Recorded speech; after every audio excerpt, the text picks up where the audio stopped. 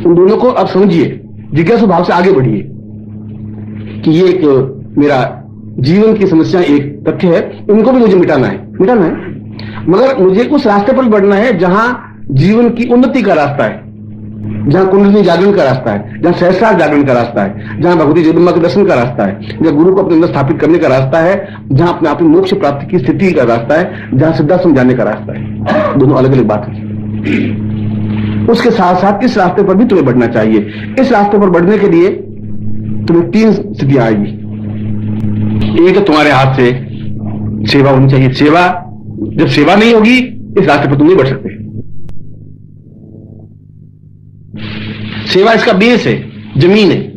तुम्हारे गुरु के चरणों में सेवा है ही नहीं। तुम गुरु के चरणों में तुम गंगा के दर्शन कर ही नहीं सकते। तुम उनके चरणों में चरण देखते हो। जो चरणों में चरण देखेगा वो चैतन्य नहीं बन सकता। उनकी आंख में आंसू इतने झिलमिला जाए कि बिना उनको देखे मन में रह नहीं सको तुम, तब चैतन्य अवस्था आती है। तुम ऐसी स्टेज आनी चाहिए कि मैं आज हफ्ता भर हो गया गुरु से मिला ही नहीं। गुरु के मुंह में इतनी तड़प होनी चाहिए कि क्या बात है, क्यों नहीं आया, उसे से क्या हुआ, क्या आना चाहिए था। ऐसी स्टेज परस्पर बननी चाहिए, वो चैतन्य अवस्था प्राप्त होती है। और तुम कभी हनुमान चालीसा का पाठ करने जाते हो, कभी देवी चालीसा का पाठ करने लग जाते हो, कभी सरस्वती चालीसा का पाठ करने जाते हो। तुम चालीसा का पाठ करने से कुछ होगा नहीं। तुम जिंदगी भर उसमें घी तेल डालते रहो, लक्ष्मी की आरती करते, जय लक्ष्मी मैया, जय लक्ष्मी मैया तुम करते रहो। तुम्हारे बाप दादा भी करते रहे, तुम भी करते रहो। लक्ष्मी मैया तेरे बाप दादा के पास भी नहीं आई, तुम्हारे पास भी नहीं आई नहीं। और घी जला दिया कम से कम 25 किलो पूरी जिंदगी में। दादाजी ने जला दिया, फिर पिताजी ने जला दिया, तुम भी जलाओगे। घी जलाने से, आरती करने से लक्ष्मी नहीं आ सकती। उसके लिए कुछ दूसरा रास्ता है। वो रास्ता चैतन्यता का रास्ता। चैतन्य बने, मुर्दा बनकर के जिलेगा नहीं। ये जो तुम्हारा जीवन है मुर्दा जीवन है। उस छोटे से घेरे में आबद्ध हो। उस छोटे से घेरे में तुम्हारी एक पत्नी, एक माँ, एक बाप, एक तुम खुद हो, एक पोते पोती और 20-25 कागज के नोट है थोड़े, बस खत्म। इसके अलावा तुम्हारे पास कुछ नहीं है। उस छोटे से घेरे से बड़े घेरे में आइए। ये साधना का रास्ता है। इसमें तुम्हें सबसे पहले सेवा भावना होगी, निस्वार्थ भाव से। अगर तुम्हारी ये है कि मैं इसलिए सेवा कर रहा हूं हनुमान चालीसा, हनुमान जी को 5 रुपए भोग लगाऊं कि मुझे लॉटरी खोल दे, तो हनुमान जी खुद अपनी खोल देंगे, तुम्हारे क्या खोलेंगे। जब लॉटरी तुम्हारे 5 रुपए में खुलती है हनुमान जी, तो हनुमान जी खुद ही खोल देंगे। वो हनुमान जी के पास में गया एक व्यक्ति, हनुमान जी का मंदिर था, उसे 1 किलोमीटर दूर एक राम जी का मंदिर था, श्री राम और सीता और लक्ष्मण। व्यक्ति गया कि श्री रामचंद्र कृपालु भजन नारायण भय दारुण कंजल लोचन कंजम करकंज पदगंजारुण में स्तुति किया। और उसने भगवान राम खुश हुए। उसके बच्चे बोल कैसे आया, उनकी मेरी पत्नी खो गई है। उनके देख भाई ये डिपार्टमेंट मेरा नहीं है, ये एक मील दूर हनुमान जी बैठे, ये वो काम करते हैं। मेरी खुद की पत्नी खो गई थी, तो मैं तो ढूंढ नहीं सकी। तो हनुमान जी तुम आ जा, तो डिपार्टमेंट बंटे हुए। अब तुम नौकंज रोज राम जी के पास करते, राम जी के पास तुम्हारी पत्नी खोई हुई कहाँ चलाएंगे राम जी के बेचारे, वो नहीं ला सकते। उसके लिए तुम्हें हनुमान जी के पास जाना पड़ेगा। और तुम सारी वो करे वही, तुम बेकार है 1 घंटे मेरे आरती बोल कुछ फायदा नहीं। मैं खुद भी नहीं बेचा, 13 साल बैठता रहा, मैं तो कुछ नहीं। वहां जा, वो काम करेंगे। और तुम हनुमान जी के पास जाओ कि बस मेरी शादी नहीं हो रही है, हनुमान जी मेरी कुछ करो। ओके भैया मैं खुद कुंवार हूँ, पितर हूँ, मैं खुद अपनी लड़की ढूंढ नहीं सका, तेरे कहां से लाके दूंगा भैया, वो तो मैं ही लिया था। हमने क्या किया, देवताओं को अलग अलग बांट दिया है। ये देवता ये काम करेंगे, ये देवता ये काम करेंगे, ये देवता ये काम करेंगे। इसलिए इन देवताओं के पास तुम अगर लॉटरी के लिए, सट्टा के लिए 5-5 रुपए रखे और हाथ जोड़, सेवा का तात्पर्य है निस्वार्थ भाव से सेवा होनी चाहिए तुम्हारी, कोई स्वार्थ नहीं हो, मगर सेवा होनी चाहिए तुम्हारी।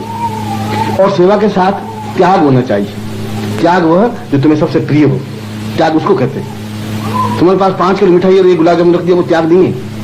तुम्हारे केवल 1 रोटी और 1 रोटी का आधा रोटी तुम दान दे दो, वो त्याग कहलाएगा। तुम्हारे पास 5000 रुपए हैं, उसमें से 500 रुपए दे दोगे तो वो त्याग कहलाएगा। मगर त्याग ऐसी स्थिति पे होना चाहिए जहां उसका सदुपयोग हो सके। तुम मुझे अगर त्याग करके और 100 रुपए ला करके और एक कुर्ता पहना दोगे तो त्याग तुम्हारा नहीं, यूज जैसे हो। मेरे आगे कुर्ते 40-50 पड़े, 200 पड़े, तुम्हारा कुर्ता मेरे काम नहीं आएगा। तो मुझे और मैं मतलब तुम मुझे मिठाई ला के खिला, मैं तो मिठाई खाता ही नहीं, और तुम मिठाई का डब्बा ला के, उससे मुझे कोई मतलब नहीं है। इसकी अपेक्षा कोई संस्था का काम हो, जैसे संस्था में, और ये लोग आज जिसने भी हॉल बनाया, मैंने तो मैं पैसे लेके खरीदा, पर जिसने भी ये बनाया होगा उसको भी ये पुण्य मिल रहा होगा जो तुम मंत्र जाप कर रहे हो। चाहे उसका 100वां हिस्सा मिलता हो, चाहे 1000वां हिस्सा मिलता हो, मगर यहाँ एक अच्छा कार्य अगर मैं नहीं होता, खुद दूसरा शराब पार्टी खोलता, यहाँ पर टेबल लगा देता है, शराब विस्की की बोतल होती है, पीते, नाच गाने होते, ऊपर को देखता नहीं तो नाच गाने होते, वैसा भी हो सकता था। मगर शायद उनके कोई पुण्य अच्छे होंगे पूर्व जन्म के कि यहाँ मंत्र साधना हो रही है, तपस्या हो रही है, अच्छे मंत्र हो रहे हैं, गंदा काम नहीं हो रहा है। अब इसमें अगर तुम एक वायरिंग लगा देते एक को वायर, तो वो तुम्हारा त्याग है, क्योंकि इससे जो और साधना करने वाले उनको एक लट्टू और काम आएगा। मेरे 500 रुपए का कपड़ा पहनने की अपेक्षा 1.25 रुपए का लट्टू लगाना ज्यादा उपयोगी रहेगा। उदाहरण लेकर समझा रहा हूँ। त्याग का मतलब वह होता है, सेवा का मतलब वो होता है आप खुद वो लगाएं कि यहाँ एक बोर्ड अच्छा नहीं है, एक बोर्ड लगाना चाहिए। ऐसा कहकर के, ऐसा मैं तुम्हें नहीं कह रहा हूँ कि तुम ऐसा करो, मैं तुम्हें उदाहरण लेकर समझा रहा हूँ। चाहे ये हो, चाहे संतोषी माता का मंदिर हो, चाहे जगदम्बा का माता का मंदिर हो, कहीं पर भी जहाँ त्याग की प्रवृत्ति होती है वहां त्याग भावना तुम्हारी होनी चाहिए, और जहां जरूरत हो वहां तुम्हें करनी चाहिए। सेवा, सेवा के बाद त्याग, त्याग के बाद समर्पण। जहां तुम्हारा समर्पण की भावना है, समर्पण का मतलब है कि आप जो कुछ है अपनी तरफ से पूरी समर्पित कर दीजिए, अपने आप को उसमें लीन कर दीजिए। जब समर्पण हो जाएंगे तब सब कुछ प्राप्त हो जाएगा। जब लोटा बिल्कुल खाली हो जाएगा तो पूरा भर जाएगा।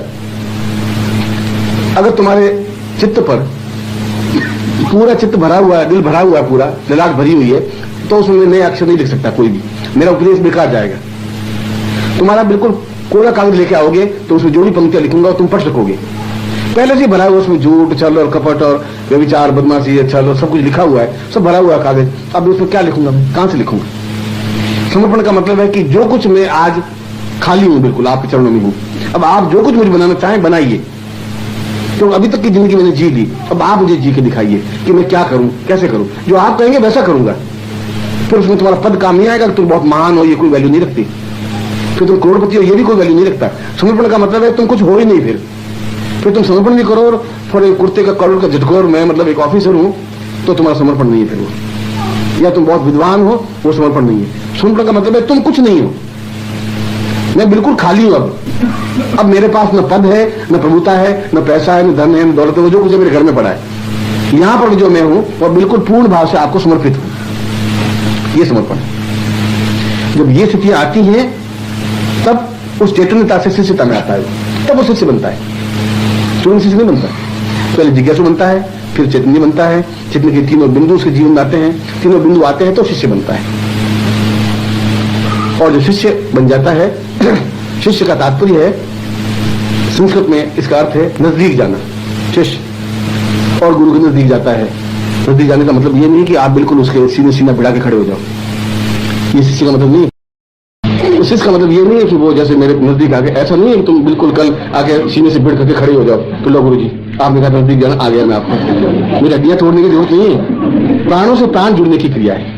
आप हृदय से जुड़े। नजदीक आने का शिष्य का मतलब है, फिर जब 30 स्टेज में शिष्य होता है वो फिर नजदीक आता है। नजदीक आने का मतलब ये होता है कि फिर उसका चिंतन खुद का कुछ नहीं होता, फिर उसमें कुछ प्रश्न भी नहीं होते, तो ये भी चिंतन नहीं होता कि 8 मास का आदमी है, एक देवता है कि क्या है। उसके जीवन में ये सब कुछ है, गुरु है, गुरु ब्रह्मा, गुरु विष्णु, यही सब कुछ है। तब वो जब चरण छूता है तब उसको चमड़ी नहीं दिखाई देती, उनको हरिद्वार दिखाई देता है, उनको मथुरा दिखाई देता है, फिर उनको वो चरणों में काशी दिखाई देता है। तब दिखाई देता है जब वो शिष्य बनता है, तब उसकी आंखें आंसू से भीगती हैं, तब वो अपने आप को समर्पण करने की पूरी क्रिया बनता है। और जब ऐसा करता है तो जो गुरु के पास है सब कुछ उसमें प्राप्त हो जाता है। यहाँ कोई टेक एंड गिव वाला मामला नहीं है कि मैं मतलब जेब से निकाल करके कुछ दूं।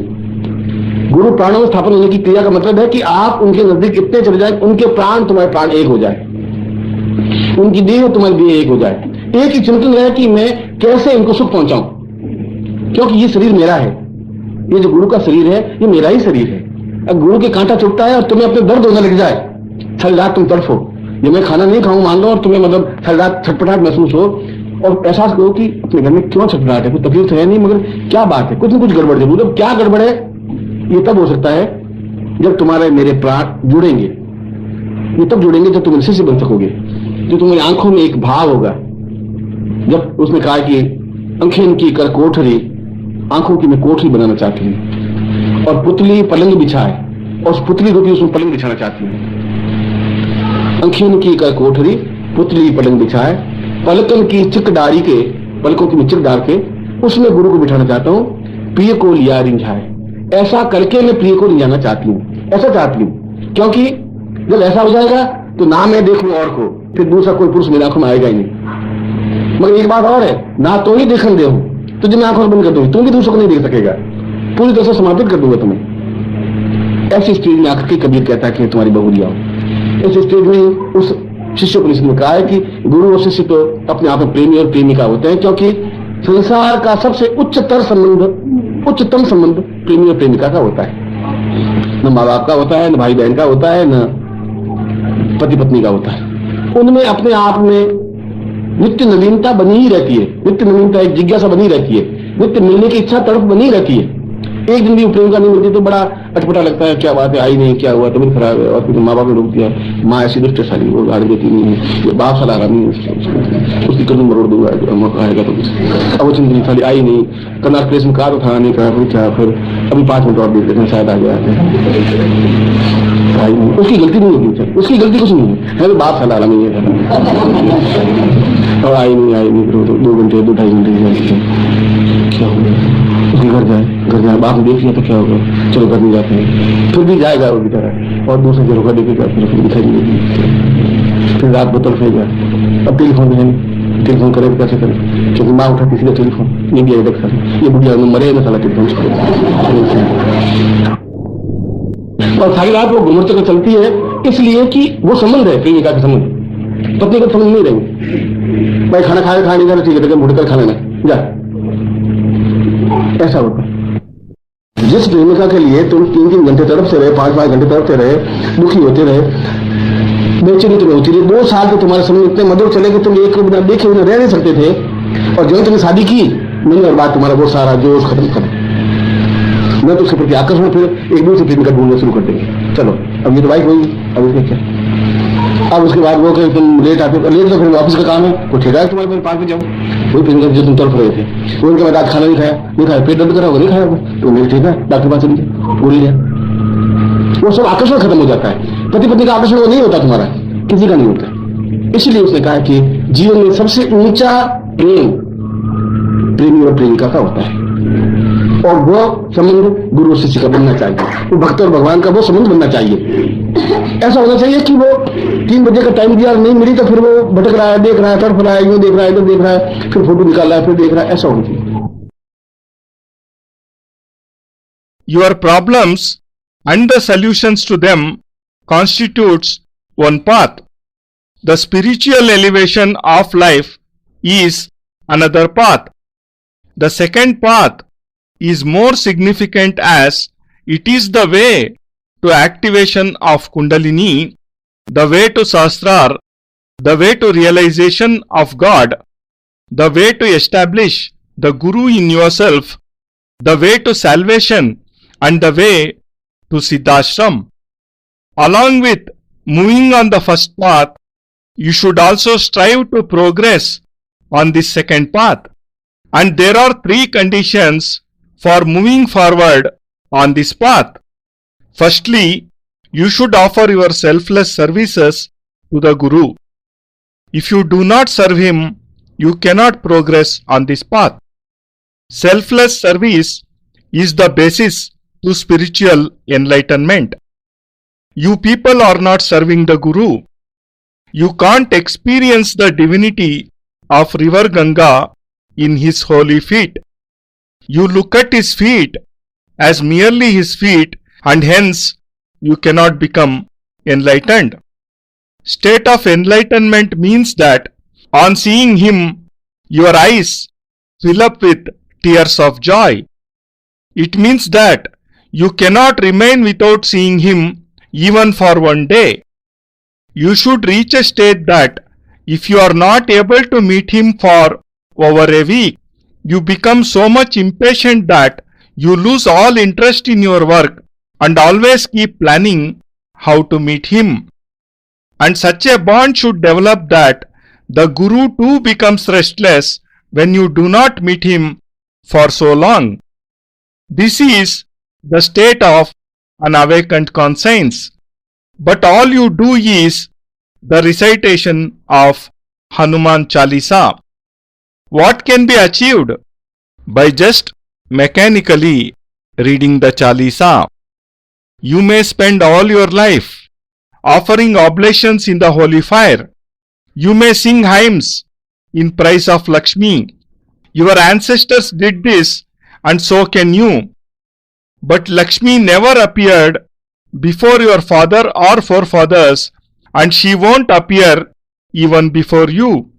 Your ancestors have merely burnt butter in the fire, and you too are doing the same. Lakshmi won't appear by burning incense or singing hymns. There is a different way to make her appear, and that way is the path of divine knowledge. You should become enlightened and should no longer remain lifeless. You are like a living corpse, and you are imprisoned in a small house along with your wife, your mother, sons, grandsons, and some money. You do not possess anything else. Leave that small enclosure and enter into this vast expanse of spirituality. This is the path of sadhana, where first you shall have to develop a spirit of serving others.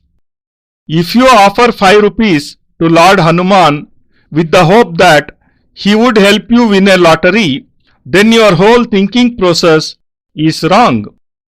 Why wouldn't Hanuman win a lottery for himself instead of helping you win? There was once a temple of Lord Hanuman, and 1 mile away from it there was a temple of Lord Rama. A person went to the temple of Rama and started praying to Lord Rama. After performing worship, he offered sweets to the deity. Lord Rama was pleased.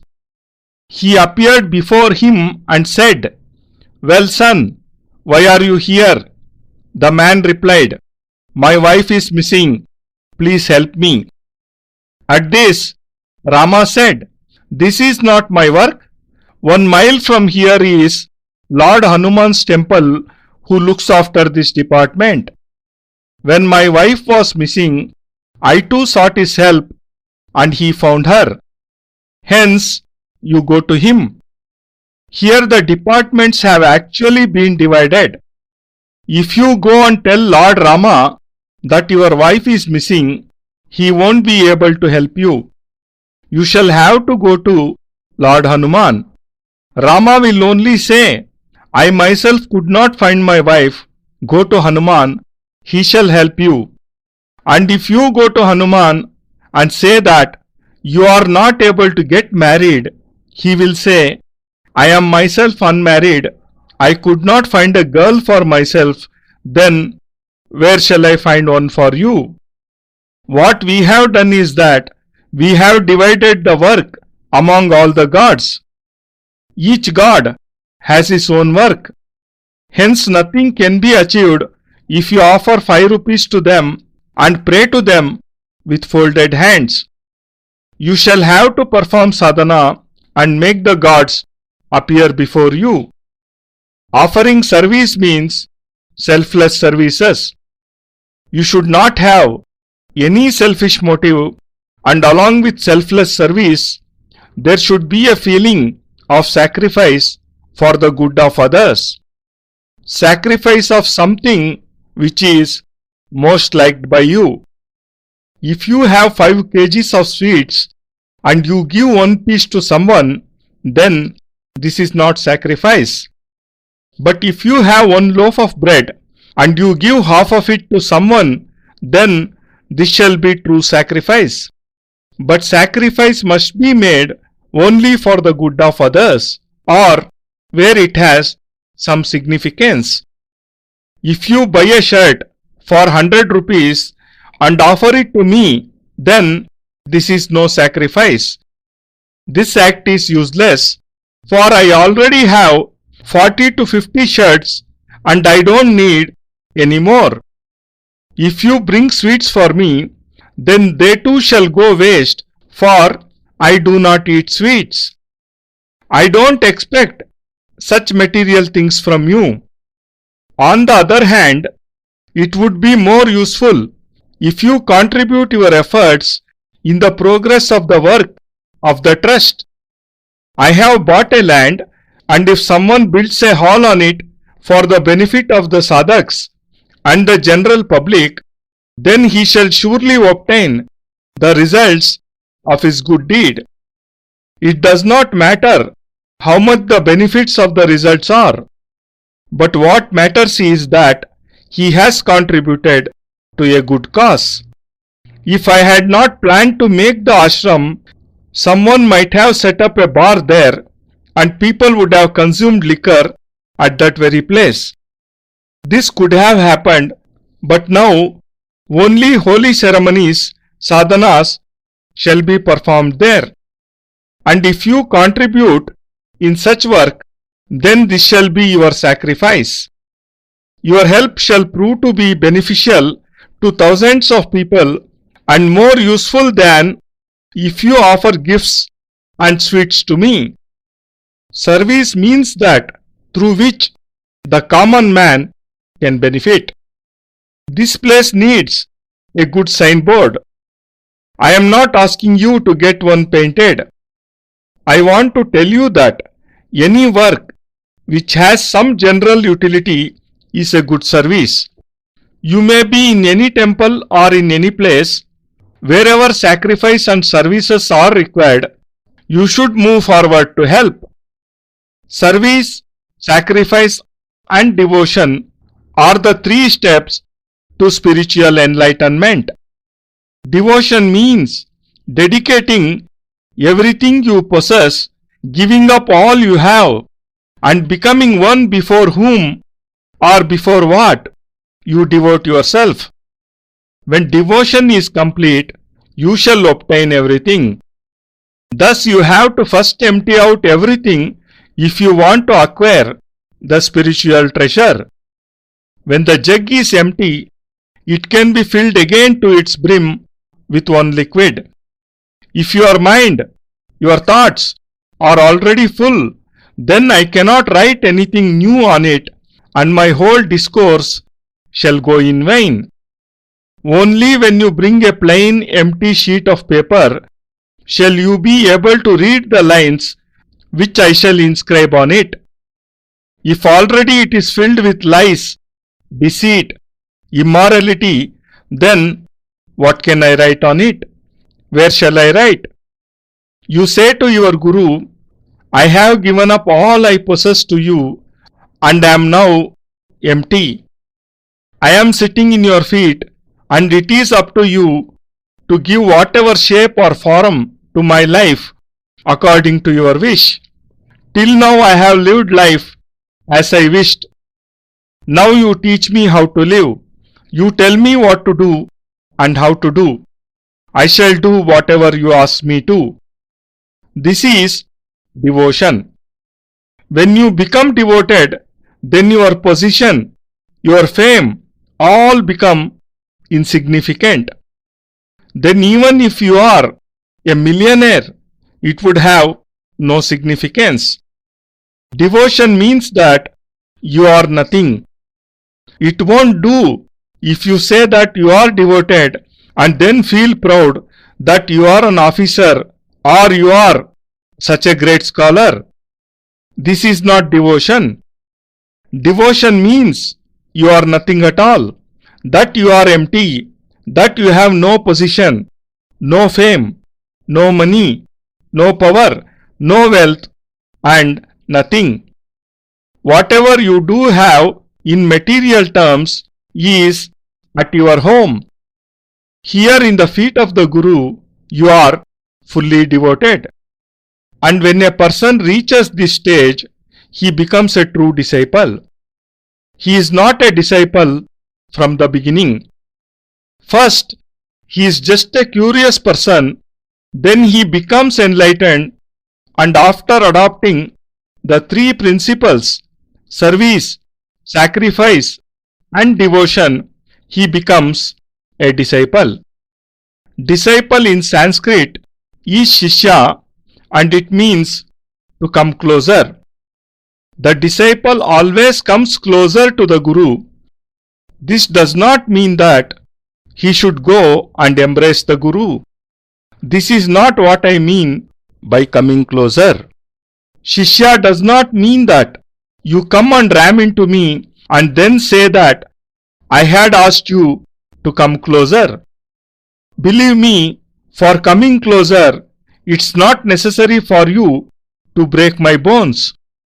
Coming close means becoming one with my soul, forming a bond with my soul and with my heart. When the disciple reaches the third stage, he comes closer to the Guru. Coming closer means that even his thoughts are not his own. In this state, there remains no questions in his mind. Then he does not even think whether the Guru is an ordinary man of flesh and blood or he is a god. He only thinks that he is his Guru and his Guru is everything for him. When his thinking transforms in this manner and when he touches the feet of the Guru, he realizes divinity in those holy feet.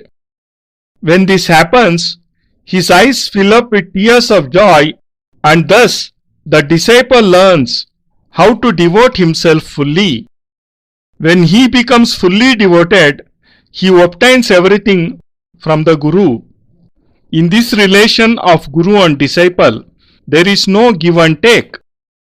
Establishing yourself in the soul of the Guru means getting closer to him so that your soul and his soul fuse to become one, and even your physical form becomes one with that of the Guru. All the time, only one thought should remain in your mind, and that is how to make the Guru happy, because then the body of the Guru becomes your own. And if a thorn pricks the feet of your Guru, you feel the pain, you feel restless. You shall not be in distress, but shall still experience restlessness. Then you shall know that something is wrong. This shall happen only when your soul fuses with mine and becomes one with it. They shall become one when you become a disciple, when you devote yourself. Akiyan ki kar kotari, putli palang bichai, palkan ki chik dar ke, piyu ko liya rinjai. These lines were spoken by Meera, and she says, Akiyan ki kar kotari, that is, I want to make a room of my eyes. Putli palang bichai, I want to make a bed of the pupils in my eyes. Palkan ki chik darke, with the image of my beloved in my eyes, I shall close the curtain of my eyelids. Piyu ko liya rinjai, and thus I shall win over my beloved. She further says, Na mai dekhu aur ko, that is, then I shall look at no other man. Na tohe dekan dehu, and neither shall I let you see anyone else when I shall have confined you within my eyes. This is the state of complete devotion, and on reaching this stage, Kabir says, Main tumhari bahuriya hoon, that is, I am your beloved. And this is why the Shishyopanishad says that Guru and disciple are like two lovers, because the most close relation in this world is between two lovers, and such closeness is not seen even in the relation between a parent and a child or between a brother and a sister. This is because in this relation there is always something new and fresh. There is a deep longing to meet again and again. Both remain restless to be together. If the girl fails to turn up one day, the boy feels uneasy and worries lest she is unwell. Or maybe he thinks her parents have stopped her from coming to him and he starts abusing them. He remembers that she had promised to meet him in Connaught Place. He looks at his wristwatch and realizes that there are still 5 minutes left. Perhaps she will come, he thinks. 2 hours pass and he still keeps waiting. It cannot be her fault, he says to himself. It is her father who is so mean. He decides to go to her house. What if her father sees me? He thinks. Still gathering some courage, he reaches her place and keeps standing some distance from her house in the hope that she would appear in the window or the terrace. She won't appear, and all night he shall remain perturbed. He cannot even ring her up because each time he gives a call, her mother picks up the phone. Why doesn't this old woman die? He says to himself. The whole night is spent waking without a moment's mental peace because this is the relation of two lovers and not a husband and wife. If you say to your wife that you don't wish to have food, instead of asking you if you are well or not, she won't even care and shall say, "Fine then, you can eat tomorrow." As lovers, you may have loved her deeply, and your sweet affair may have lasted 2 years. But as soon as you got married, all the enthusiasm and love seemed to have vanished forever. You won't even feel like talking to her and shall start looking for another girlfriend. You shall think that now she is your wife, thus she shall remain forever. So there is nothing to worry about her. She shall ask you why you came late from office. You shall reply that you work in an office and that you are not her servant to arrive exactly at 5 o'clock. This is the same girl you loved so dearly. She will say that she has not had food since the previous evening and you shall not care at all.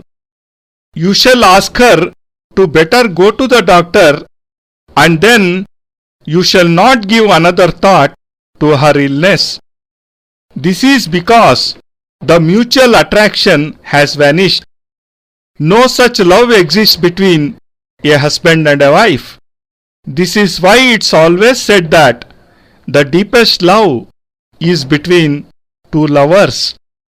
The same close bond must exist between a guru and a disciple, between a devotee and God.